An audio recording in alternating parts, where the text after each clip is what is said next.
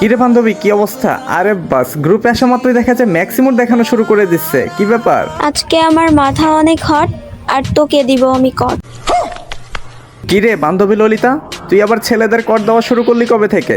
না না না, আজকে তো আমি কট দিব না। আজকে আমি আমার বয়ফ্রেন্ডের কাছে তোরে কট খাওয়াবো।